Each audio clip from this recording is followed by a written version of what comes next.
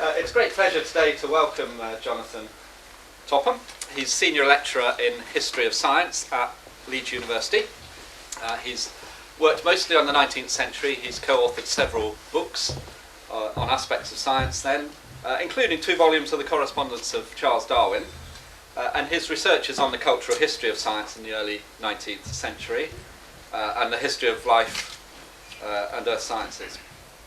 So it's a great pleasure to have him today to speak, as you can see, on biology in the service of natural theology, to bring us up to date on some of the views of natural theology through the 19th century, and maybe we'll even get to the present day in questions. I don't know. The plan is that Jonathan will talk for 45 minutes or so, then we'll have time for questions, and we'll finish at 2 o'clock so people can get away then. So please welcome Jonathan.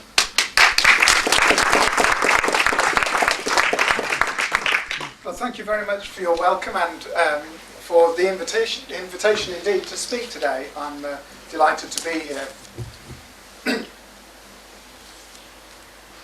In his The Blind Watchmaker, Richard Dawkins quotes from the 18th century Anglican theologian William Paley's work, Natural Theology. He quotes the famous analogy between a watch and objects in nature.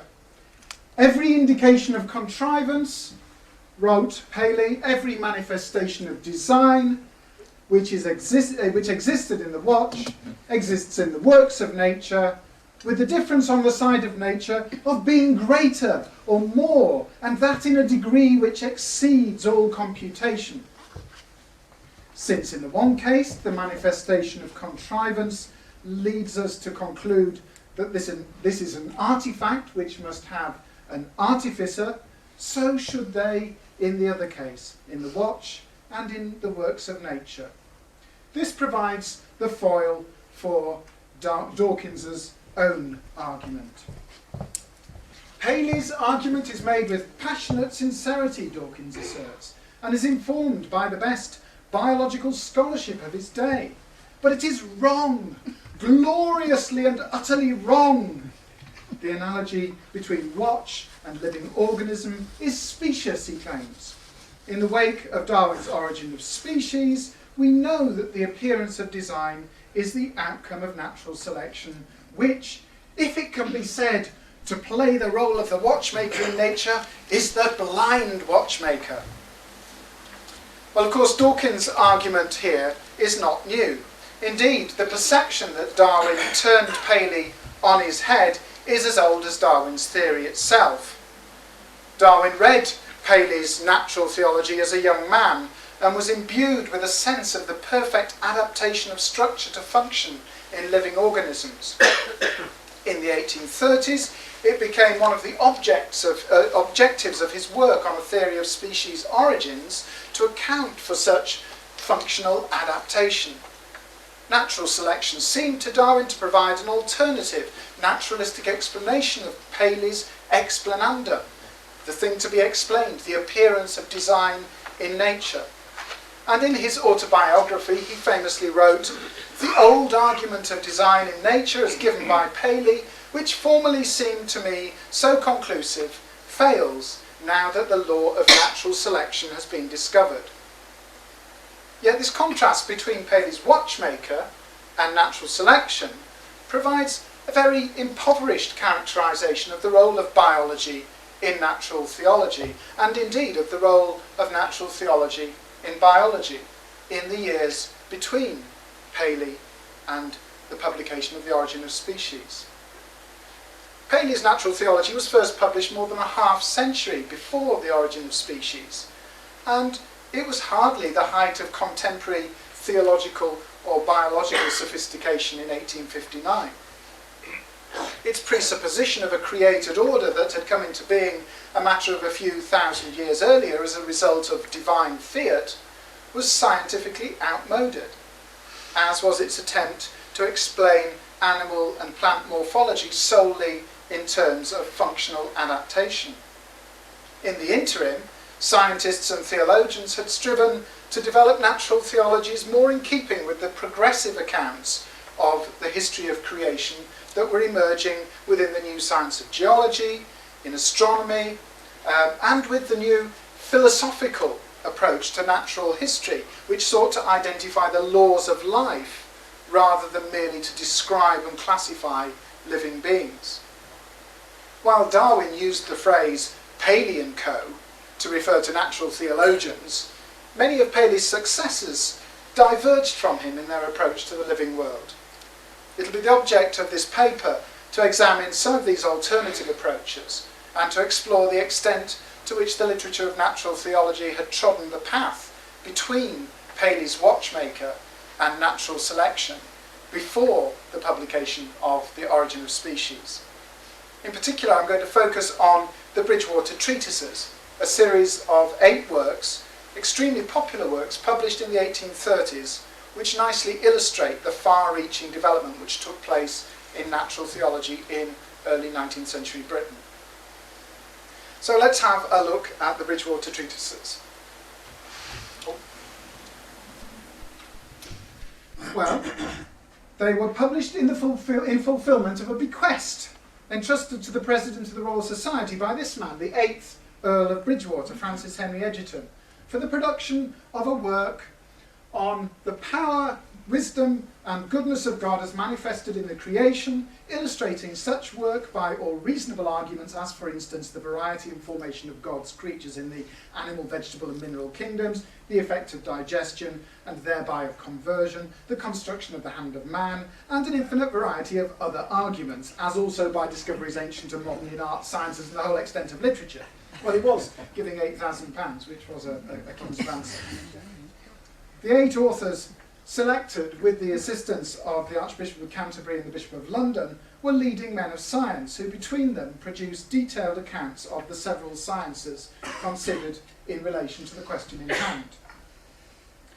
Despite being expensively produced, they were large volumes with capacious margins down which one reviewer, the Earl of Bridgewater, might have driven his cab.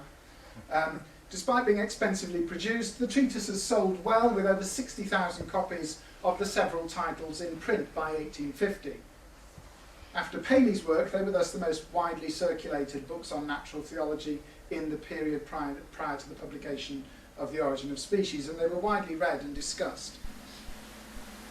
Given the classic status that Paley's natural theology acquired, it's perhaps not surprising that historians were long inclined to see the Bridgewater Treatises as mere extensions and amplifications of the earlier work.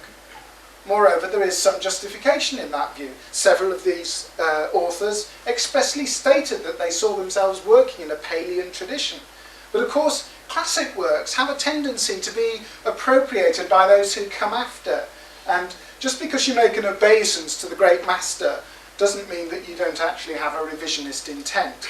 And we'll see that even the most Paleite of the Bridgewater authors modified Paley's approach to take account of important developments in the sciences of life. The author apparently most in Paley's thrall was the distinguished Edinburgh-educated surgeon Sir Charles Bell, who received, one reviewer said, a handful of gold for a work on Lord Bridgewater's favourite topic, the human hand. In the early 1830s, Bell also produced an extensively annotated edition of Paley's Natural Theology. But the very first sentence of Paley's text, asserting the disanalogy of a watch and a stone, was annotated with a footnote that went on for a page. And it started, "The argument here is put very naturally, but a considerable change has taken place in late years in the knowledge attained even by common readers. And there are few who would be without reflection how the stone came to be there, the changes which the earth's surface has undergone, and the preparation for its present condition have become a subject of high interest, and there is hardly anyone who now would, for an instant, believe that the stone was formed where it lay." Not surprisingly, the author of the Bridgewater Treatise on Geology and Mineralogy, the Oxford reader in these subjects, William Buckland, was quick to make the same point. The inception of the new sciences of geology, and more especially paleontology and comparative anatomy, provided a new set of phenomena from which instances of design might be derived. Of course, these could be seen as mere extensions of Paley's approach.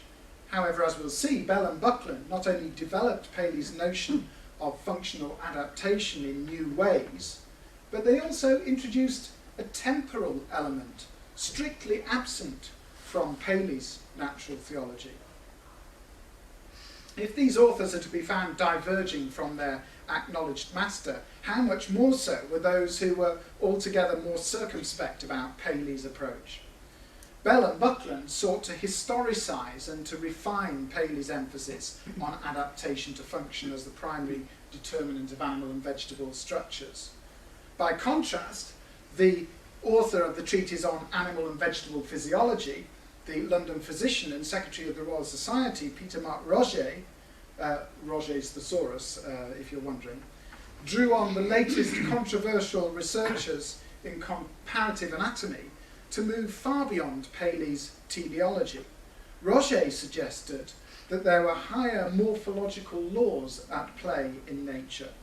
God had made species according to a general plan of creation, and by attending to this, Roget promised to give the subject a unity of design and scientific form that he said were lacking from Paley's work. Roget's morphological laws were not the only laws featuring prominently in the Bridgewater treatises.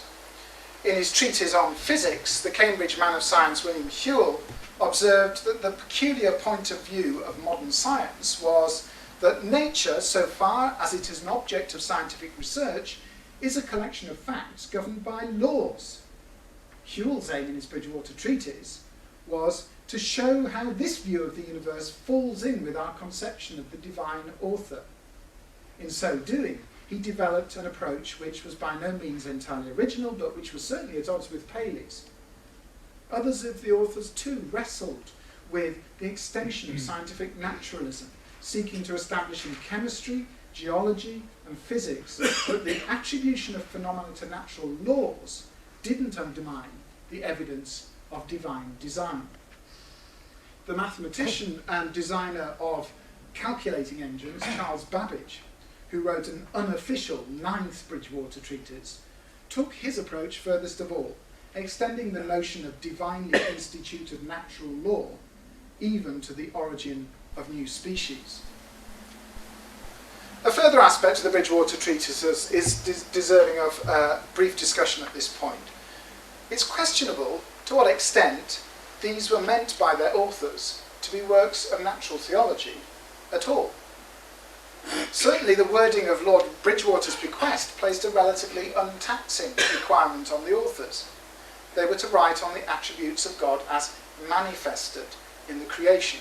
They weren't required to infer the attributes, much less the existence of God, independently of the Christian revelation.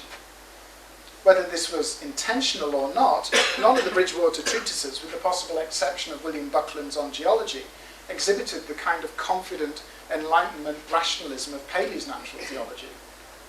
Moreover, with a couple of exceptions, the Bridgewater authors were theologically ill-equipped to provide a detailed or satisfactory alternative analysis. As several of the authors expressed it, they saw their brief as demonstrating the compatibility of modern science with orthodox Christianity, at least as much as using modern science to support a rationally constructed natural theology on which to base Christian belief. Similarly, few within the mainstream churches now felt quite so sure as Paley had been of the power of reason, unaided by revelation, to discover the existence and attributes of God. Rather, religious reviewers of the Bridgewater treatises often valued them as providing a compendium of safe science, free from radical taint and combined with religious views. Nevertheless, in treading their sometimes ambiguous paths between natural theology on the one hand and a biblically based theology of nature on the other, the Bridgewater authors did, as we've seen, make important departures from Paley's approach. And I'm now going to examine each of those in turn.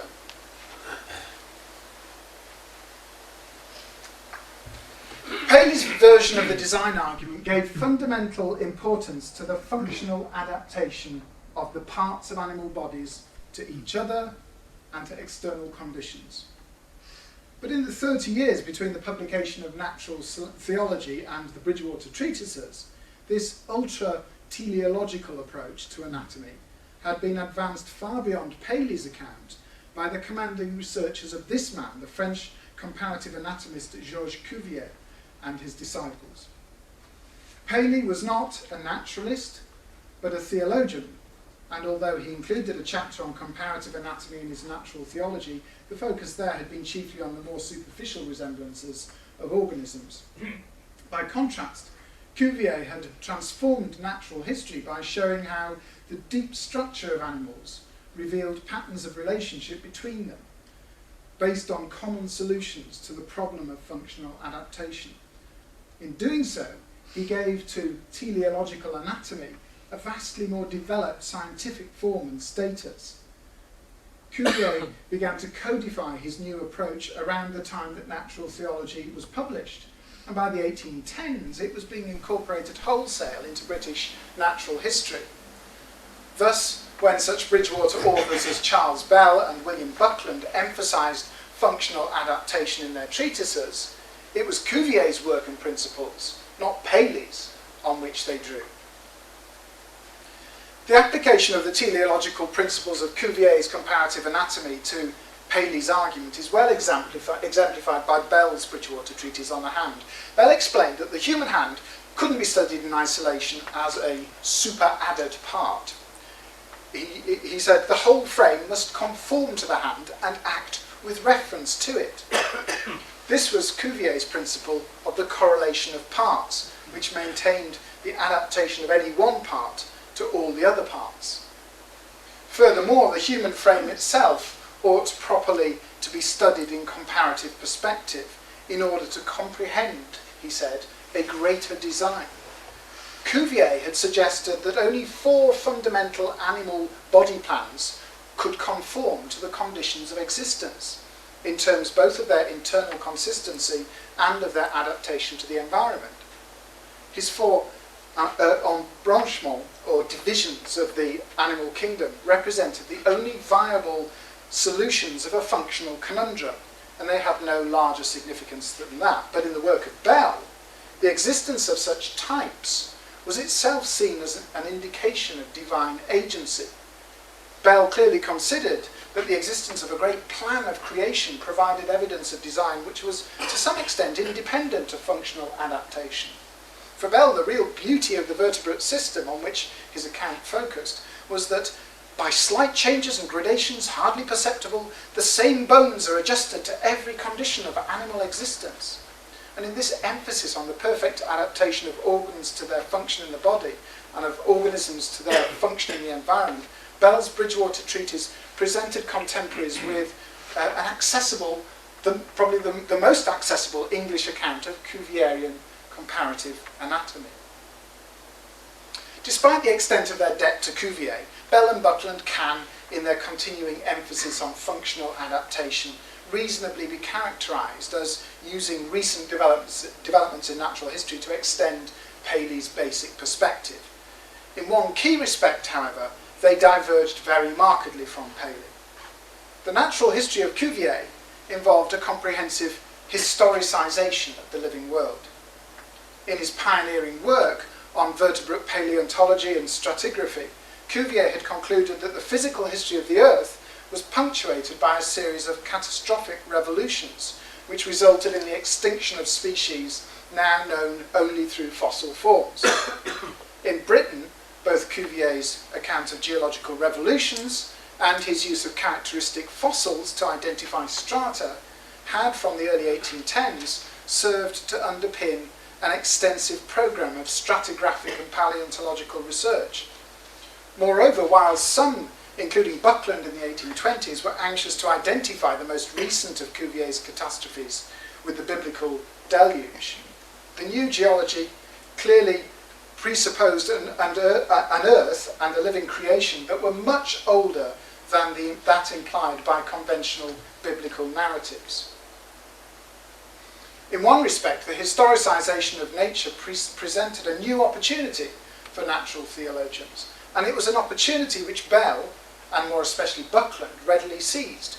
Cuvier's paleontology enshrined teleology as the primary principle of fossil reconstruction. William Buckland, dubbed by some the English Cuvier for his exceptional ability to conduct fossil reconstructions on teleological principles, Buckland found this a godsend. The new science of geology had faced significant opposition from various religious quarters, and Buckland took the opportunity of his Bridgewater Treatise to demonstrate that, while not to be found in Paley, the subject had an important and distinctive contribution to make to natural theology. In his preface, he said, the subject extended Paley's approach into the organic remains of a former world. Using Cuvier's methodology, he reconstructed individual fossil specimens with the intention of displaying their functional adaptation.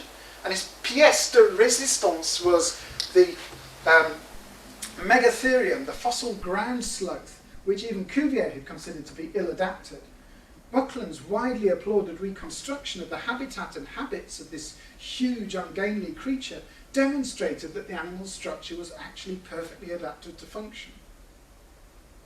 While it was very much in Buckland's and Bell's interests that this development of a paleontological version of the functionalist argument should appear to be a mere extension of Paley's work, their substitution of a historicised account of creation for Paley's static one was a major departure. Buckland's announcement in his Bridgewater Treatise that millions of years might have elapsed between the original creation and the first day in the Genesis narrative had made it, as one commentator put it, quite as much a newspaper subject as would an horrid murder or a glorious victory.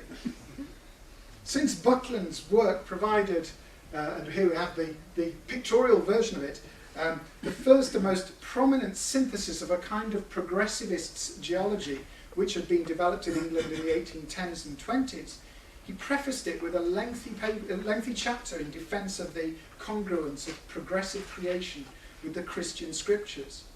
Thereafter, the main body of Buckland's text began with the earth as a nebulous cloud of gas and dust. It moved through a series of geological epochs to the present era, and within each epoch, the characteristic fauna and flora were, according to Buckland, perfectly adapted to their environment.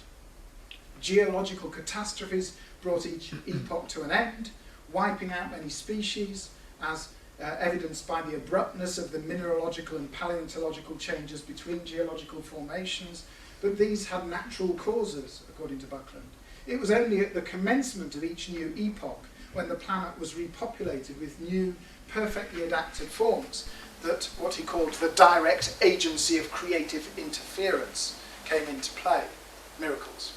God's creative activity had been radically historicised and placed within a context in which much of the progressive history of the earth was to be understood as a consequence of natural laws, a theme to which we'll return below.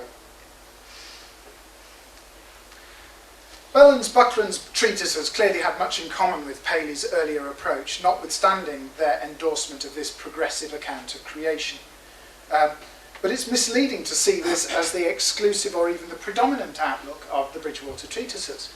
Some years ago, historian Dov Ospervat identified what he called the Bridgewater variety of the concept of perfect adaptation.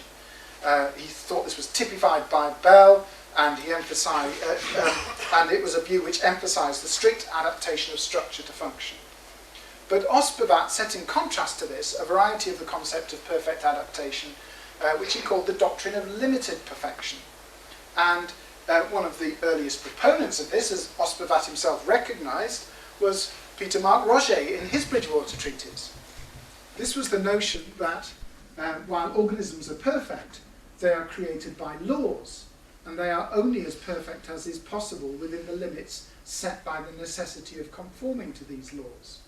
Since the Creator's laws are good and well conceived, Ospervat explains, adaptation is the general rule. But an animal may possess an organ that serves no function, though it is useful to another animal of the same type. As this implies, Roget still made common cause with Paley in his Bridgewater Treatise in citing many instances of functional adaptation in the organic realm as evidence of design. He had an opening chapter on final causes, and he argued that animal and vegetable morphology, physiology and development could not be accounted for by material laws, but only in terms of means and ends. But then in his second chapter, he developed a morphological, idealist argument, which was to run alongside the teleological and functionalist argument of the first chapter. He was prepared, in explaining the variety of animal form, to go beyond the narrow confines of functional adaptation. Even when the purpose to be answered is identical, he wrote, the means which are employed are infinitely diversified in different instances, as if a design had existed of displaying to the astonished eyes of mortals the unbounded resources of creative power. While the elements of structure are the same, there is presented to us in succession every possible combination of organs, as if it had been the object to exhaust all the admissible permutations in the order of their union. This he described as a law of variety, but it was counterbalanced by another law, that of conformity to a definite type. By this, Roget meant that the formation of individual species within a class had been conducted in conformity with a certain ideal model or type. The taxonomic classes represented parts of one general plan which emanated from the same creator. The morphological resemblances of organic forms thus provided an argument for the existence of God quite independent of their functional adaptation. And here we have a specimen of the rudimental bones of the foot of several snake species, showing how there are these morphological resemblances which have no obvious function, but which are part of the conformity of these snakes to the type of the reptile. In developing this new idealist approach to natural theology, Roget was responding to contemporary developments in the sciences quite as much as Bell and Buckland. In the 1820s, the London medical schools were buzzing with radical new approaches to comparative anatomy, which British students had encountered on visiting Paris after the end of the Napoleonic Wars. In particular, Cuvier's great Parisian rival, the deist Etienne Geoffroy Saint-Hilaire, had urged the need for a more philosophical approach to natural history. Animal form needed to be accounted for not in terms of final causes, what is it for, but in terms of efficient causes, how was it made? And Geoffroy's view was that animal morphology was not determined by function, but obeyed certain fundamental laws of organisation, which were to be explained materialistically. In London's medical schools, the importation of such views had a political edge. Those engaged in supporting the philosophical anatomy of Geoffroy were often those marginalised by the Anglican-dominated medical establishment, the corrupt medical corporations and the Anglican universities of Oxford and Cambridge. The naturalistic morphology of Geoffroy Saint-Hilaire, like the transmutation theory of Jean-Baptiste Lamarck, provided a radical alternative to the top-down view of creation associated with Cuvier and his acolytes. God, on this view, allowed lowly species and the socially excluded alike to rise naturally. In neither case had he fixed the scale by divine fiat. Roget's appropriation of Geoffroyan anatomy was extensive, but by wielding his idealist argument in place of Geoffroy's materialism, he was able to disarm it of those radical connotations which led Bell and others of the Bridgewater authors to attack Geoffroy in intemperate terms. Furthermore, this radical departure in the literature of natural theology was to become more than a momentary one. In particular, as the London comparative anatomist Richard Owen rose to prominence in the 1840s, he gave greater sophistication and authority to the idealist version of natural theology. This is Britain's leading naturalist of the mid-century. Owen was even prepared to consider that the historical development of the earth, of life on Earth, though expressive of underlying divine laws, might have taken place according to natural laws.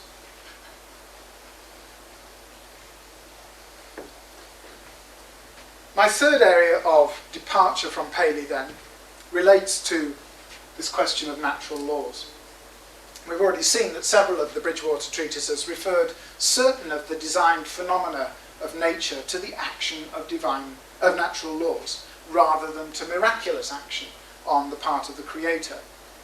Throughout the series, the expanding scope of naturalistic explanation since the time of Paley was clearly seen to be a potential source of public concern, and the authors responded in several ways. The most ambitious was William Whewell, who in his Bridgewater Treatise on Physics sought to make laws a central part of the project of natural theology. Paley's God, of course, as we've seen, was a watchmaker. He was an artisan who could be known through the analogy between his creation and human artifacts. Consequently, Paley produced a catalogue of God's mechanical handiwork, dominated by the contrivances in living organisms. Whewell's was a far less anthropomorphic argument.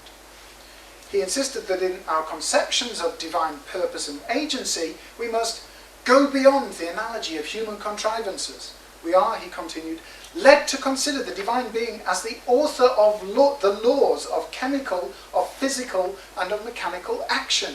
And this is a view which no analogy of human interventions assists us to embody or understand. Despite his protestations, of course, Whewell did apply an anthropomorphic analogy to the deity, while cautioning that it shouldn't be pushed too far. In place of Paley's artisan god, he substituted a divine legislator. The world was governed by general laws, he explained, and just as a stranger in an unknown land might learn about the nature of its human government from the laws that were in force, so the cosmic stranger might learn about the nature of divine government by studying natural laws. Whewell thus seemed remarkably sanguine about the advance of naturalistic explanation. Most importantly, he applied his argument to the naturalistic account of the formation of the solar system developed by Pierre-Simon Laplace, which Whewell christened the nebula hypothesis, because it posited the condensation of nebulous matter under the influence of gravity. Whewell considered that it only transfers our view of the skill exercised and the means employed to another part of the work. Both the laws, he said, and the primordial conditions on which they operated would equally manifest design. Whewell's self-proclaimed purpose in his treatise was, after all, to show that the notion of design and end is transferred by the researchers of science not from the domain of our knowledge to that of our ignorance, but merely from the region of facts to that of laws. It's just been moved along. His influential treatment of the nebula hypothesis, though he did eschew any consideration of the merits of the theory itself, still served to turn its atheist potential in favour of design, and thus to domesticate it. A similar approach was also to be found in Buckland's geological treatise, which, as we've seen, provided a strikingly naturalistic account of the physical history of the Earth. Following Whewell, Buckland considered that if true, the nebula hypothesis would only exalt our conviction of the prior existence of some presiding intelligence. Later, he observed of the material components of the Earth, if the properties imparted to these elements at the moment of their creation adapted them beforehand to the infinity of complicated and useful purposes which they've already answered and may have further still to answer under many successive dispensations in the material world, such an aboriginal constitution, so far from superseding an intelligent agent, would only exalt our conception of the consummate skill and power that could comprehend such an infinity of future uses under future systems in the original groundwork of the creation. Yet, as we've seen, Buckland attributed the repopulation of the planet at the start of each epoch to the direct agency of creative interference, miracles. Moreover, he considered one of the primary objectives of his Bridgewater Treatise to be the demonstration that geological evidence was utterly opposed to all existing theories of species transmutation. In this respect, too, Buckland found himself in agreement with Whewell. The possibility that new species had been generated according to natural laws was, however, confidently claimed to be consistent with divine creation in the unofficial 9th Bridgewater Treatise of mathematician Charles Babbage. Babbage was piqued by comments in Whewell's treatise, and he wrote a bizarrely fragmentary work to demonstrate that mathematicians too could contribute to natural theology. The first and most important of his arguments was used his famous calculating engine to suggest that natural laws might be predetermined by the Creator to change at specified intervals.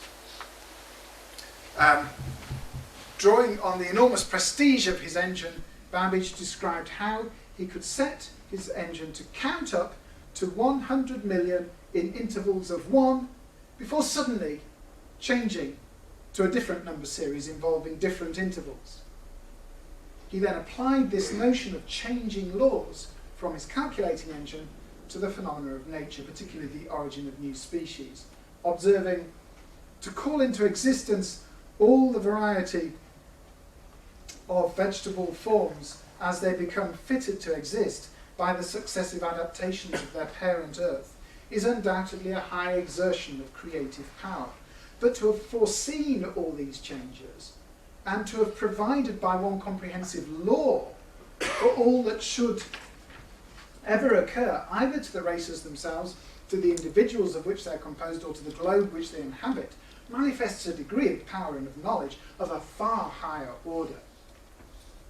This assertion was certainly radical, and Babbage's work received extensive criticism, but it was one which led to extensive discussion among men of science about the possibility of a law-like origin of new species. It also led one reviewer to say that the purpose of Babbage's book had been to demonstrate the remarkable analogy between the author of the universe and the author of the calculating engine.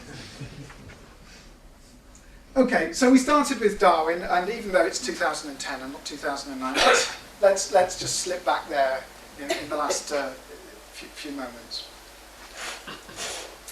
Within 7 short years after Babbage's Bridgewater Treatise appeared, his invitation to offer a naturalistic theory of species change within a theistic framework had been taken up by the anonymously published Vestiges of the Natural History of Creation, which came out in 1844.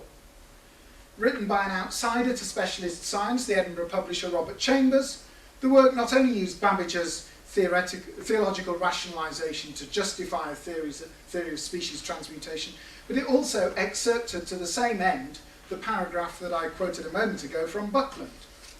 So that's a couple of Bridgewater treatises shoring up this evolutionary synthesis. Nor was Chambers the only one to take up the challenge.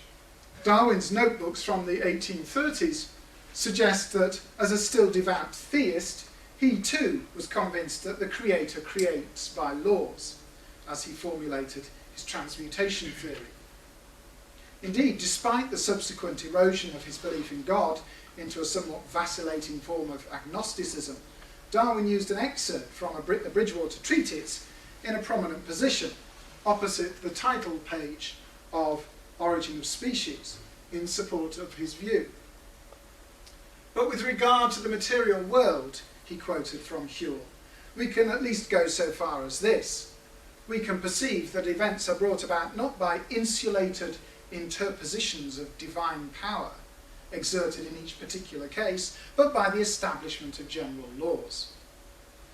Of course, the strategic nature of Darwin's quotation is plain to see, yet the notion that natural theology, or at any rate a theology of nature, might in this way be found consistent with natural selection, motivated a number of Christian evolutionists in the later 19th century. The binary opposition between Darwin's theory of evolution and Paley's static and miraculously created living world clearly obscures the new forms of natural theology which were developed in the Bridgewater treatises and other works to accommodate progressive creation and naturalistic explanation. In addition, it obscures the development of an idealist natural theology in Roget's Bridgewater treatise and elsewhere, which was intended to replace Paley's narrow emphasis on functional adaptation as the sole determinant of the anatomy and physiology of living beings. While some of the Bridgewater authors, such as Bell and Buckland, used Paley's strictly teleological notion of perfect adaptation to oppose naturalistic theories of species origins, Roget's move away from strict teleology to some extent opened the door to such theories. In the Philosophical Anatomy of Roget, Richard Owen and others, the search was on for the general laws governing animal and plant morphology, including its functional adaptation. And this, of course, was Darwin's quest too, as indicated by the heading Zoonomia, or Laws of Life, in his first transmutation notebook. Moreover, while Darwin's approach was in many ways very different from that of the philosophical anatomists, it has been argued that he shared certain key ideas, such as the belief in the limited perfection of functional adaptation, with such naturalists. My object in this talk has been to explore some of the divergences and developments within natural theology in early 19th century Britain, particularly in relation to the sciences of life, that are obscured by the simplistic dichotomy between Paley and Darwin. I focused on the Bridgewater treatises because they were widely circulated books of great significance in the era, and because their diversity serves to undermine facile generalisations about the literature of natural theology. What we've seen is that several of the works contributed in a limited but nonetheless significant degree to the development of a historical and causal science of life, what later came to be called biology, and to reassuring a large public that such developments were consistent with Christian belief. Historians have long known that Darwin, in a curious sense, owed a debt to Paley for clearly stating his explanandum, his problem of what was to be explained. In another sense, however, Darwin also owed a debt to the Bridgewater treatises, in that by adapting natural theology to a progressive and law-like view of the history of the creation, they helped to prepare an audience to receive Darwin's theory. Perhaps after all, it's not so ironic that Darwin described his 1862 book on the adaptations of orchid flowers to ensure cross-pollination, a book which was greeted by the president of the Linnaean Society as a remarkable exemplar for the new field of biology, as being like a Bridgewater treatise. Thank you.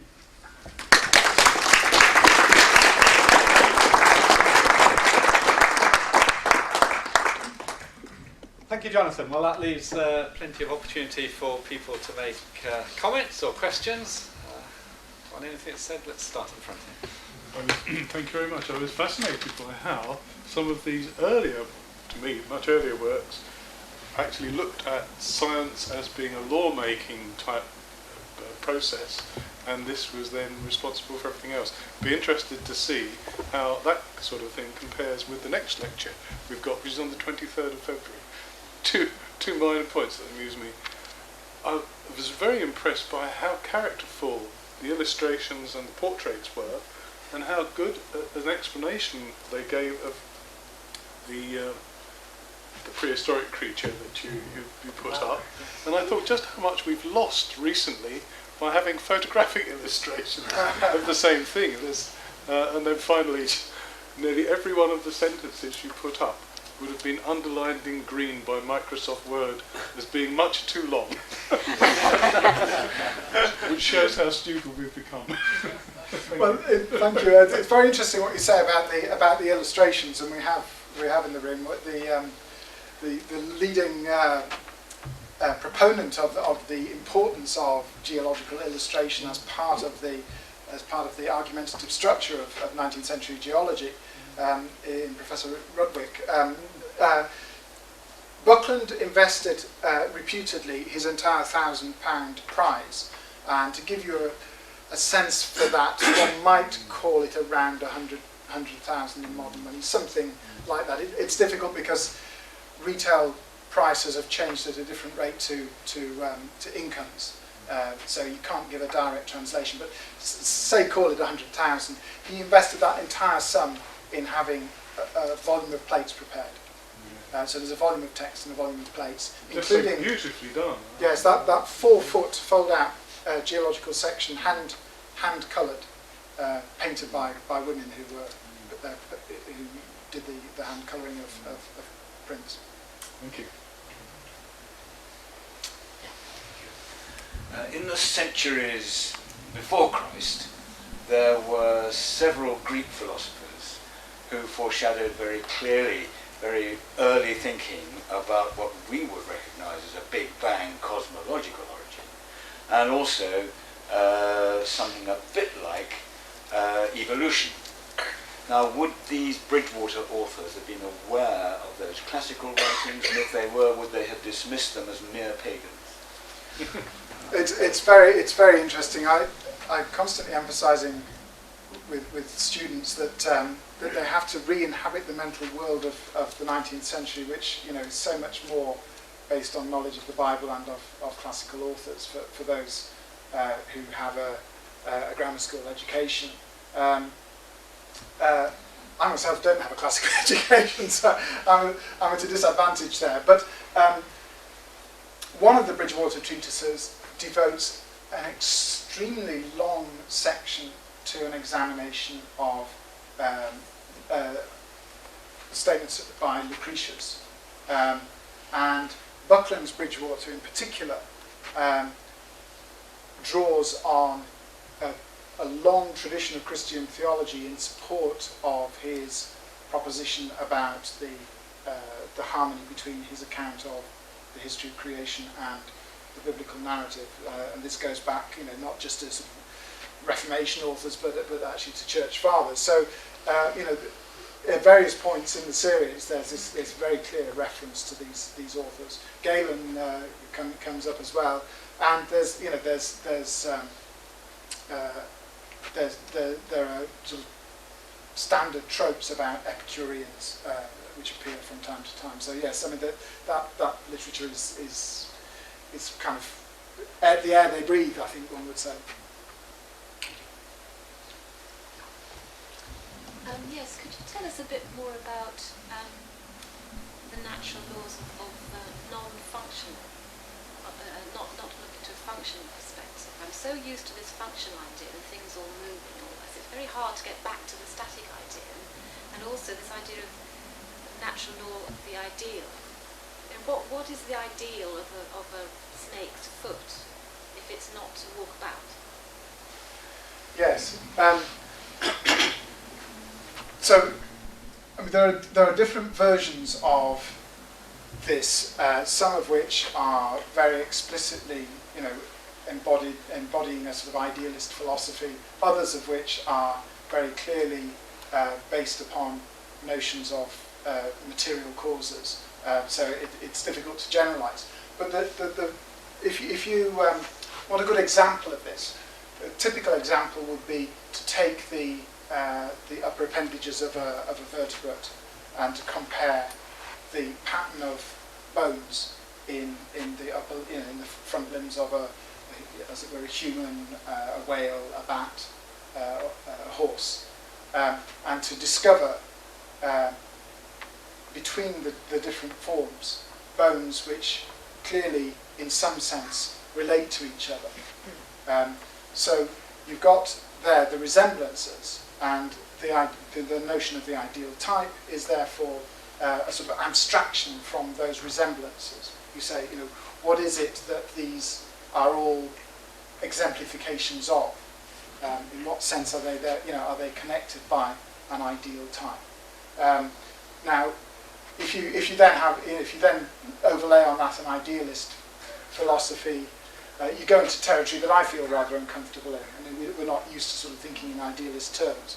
If you give it a materialist explanation, in Geoffroy, ultimately there's a material explanation because there is a notion of common descent which links together the different forms. So in Geoffroy you've got a material explanation. In something like Roger, you've got an ideal explanation. And ideal explanations don't work in modern biology. We don't go there. So there aren't any modern idealists? Not in biology, I don't think. Can I step in with a question? I'm always struck when I listen to historical talks how there's really nothing new under the sun, as the writer to Ecclesiastes said. And the arguments they were having then, in the 19th century, are not dissimilar to arguments that are being had now in our contemporary time. And Richard Dawkins would say, for example, as you pointed out, that there are these physical laws which control all of living beings, and so we don't need God. Whereas it sounds to me as if what the Bridgewater treatise people would have said, there's physical laws that explain everything. Great, that law says there is a God. How would they have responded to Dawkins? I mean, there's a curious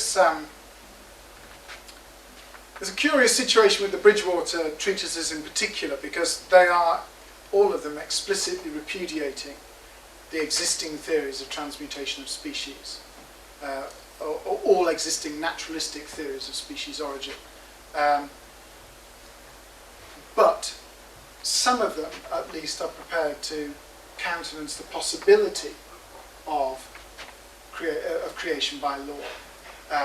And I mean, it's historical counterfactual. How could one, really sort of expect them to assess the contemporary evidence? But these are people at the forefront of their fields. If they were working today, where the clear scientific consensus is in favour of natural selection, then they would incorporate it in just that kind of way. They would say this is a natural law operating under divine supervision. Of course, the problem with that kind of argument is that it can then run into issues about suffering. This is what happens in the later 19th century when people go down that avenue. They're sort of then facing the possibility that God has put in place a mechanism which depends upon suffering. How can that actually be expressive of a good God? There are also obviously then immediately issues about the human species as well. So they would be no doubt wrestling with those kinds of questions. Except the suffering issue was there if each species was created miraculously, because you still know that lions eat lambs. So that's not a new argument, is it? Although, of course, in the traditional doctrine, that's clearly to be seen just as a product of the fall. Whereas if you see this as operating throughout the history of the universe, then it's more of a problem. Any more questions? Yes. Have you expected to comment a bit on the modern parallels of the 21st century between Paley's variety and the Bridgewater treatise's variety of natural theology and intelligent design? Because my impression is that rather parallel to the modern creationists, being in a sense their arguments being very much a throwback to sort of late 17th century arguments around the time of the foundation of the Royal Society, for example, about the age of the Earth and that kind of thing. So likewise, the intelligent design arguments are like a throwback to Paley, if not something before Paley, whereas they haven't taken on board any of the kind of more sophisticated varieties of natural theology which you get in the Bridgewaters. I mean, would you agree with that, or can you say much more about that than I? Yes.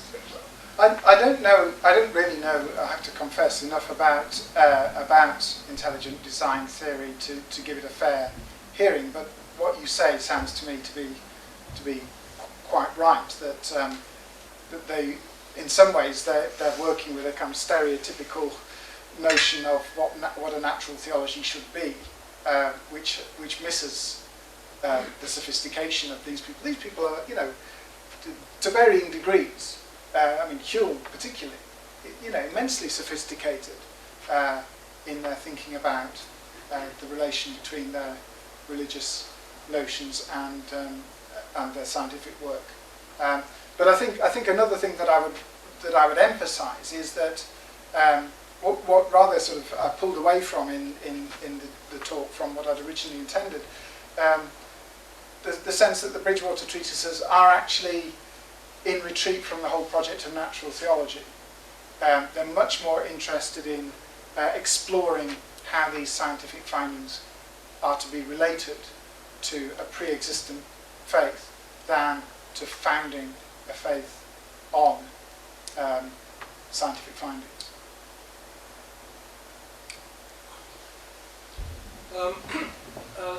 The word, I believe, is used, convergence, on the general topic, and perhaps you actually alluded to it without being explicit, this idea that the eye has evolved independently in about 20 different places, indicating there is some kind of grand scheme to which all evolution is working towards.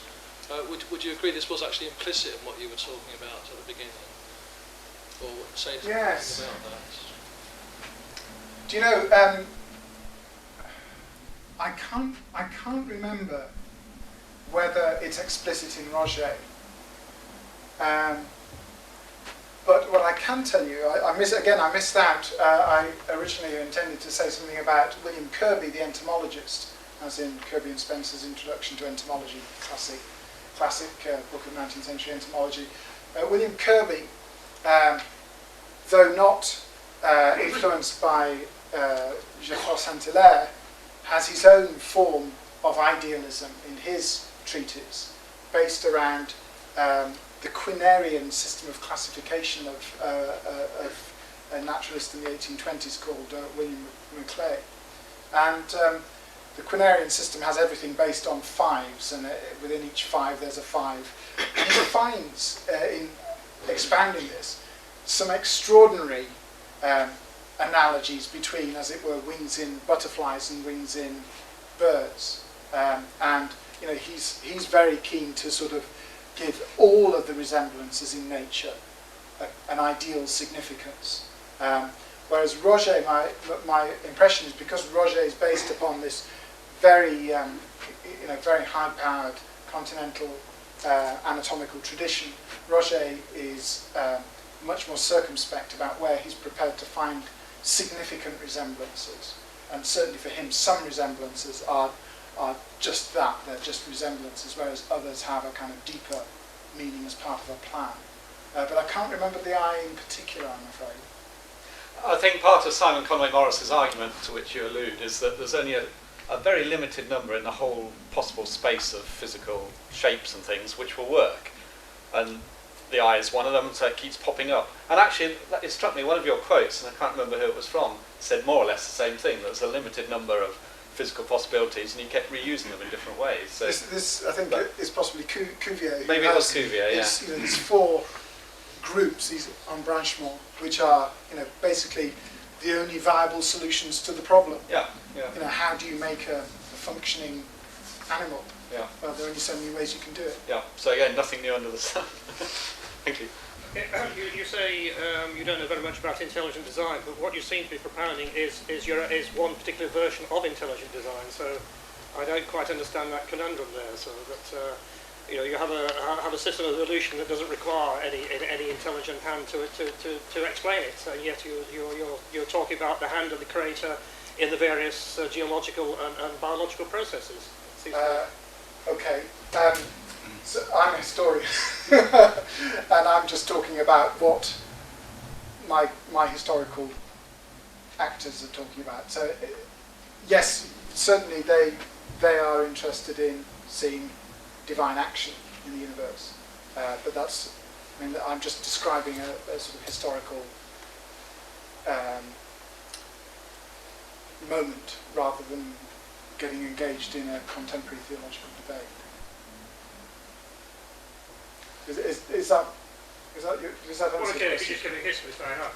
But, right, okay. I thought there might be some basis for it. Well, it is what people thought at the time. Well, It's that basis. Right.